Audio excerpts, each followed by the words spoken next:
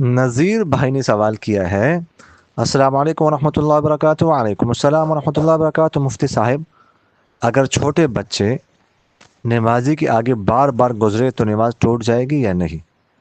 اگر پیش امام والدین کو بچوں کو لے آنے سے منع کرے تو شاید وہ ناراض ہو جائے، رہنمائی فرمائیں جی۔ دیکھیے گا، آگے گزرنے سے نماز نہیں ٹوٹتی، چاہے چھوٹا ہو یا بڑا ہو، کسی کی بھی آگے گزرنے سے نماز نہیں فاسد ہوتی۔ باقی بڑوں کے لیے تو گزرنا یہ ٹھیک نہیں ہے۔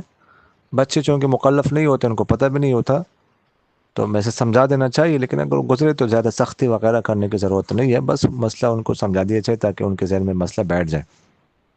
باقی اس سے نماز میں کوئی فرق نہیں پڑتا۔ باقی اگر بہت چھوٹے بچے ہوں، بہت ناسمجھ ہو، تو ان کو تو منع کرنا چاہیے مسجد میں لانے سے، تاکہ پیشاب وغیرہ نہ کرے یا کوئی اور ایسا کام نہ ہو۔ لیکن جو سمجھدار بچے اگرچہ چھوٹے ہوں تو ان کو مسجد میں لانے سے منع نہیں کرنا چاہیے، تاکہ ابھی سے ان کی عادت بن جائے، پھر بڑے ہو کر وہ نماز کے عادی ہوں گے، نماز پڑھیں گے۔ خاص کر آج کل جس طرح کے حالات ہیں، جو غفلت ہے نماز میں جماعت کے حوالے سے، تو اس لیے بچوں کو منع نہیں کرنا چاہیے، تاکہ والدین لایا کریں ان کو اور ان کی عادت بن جائے۔ جزاکم اللہ خیر۔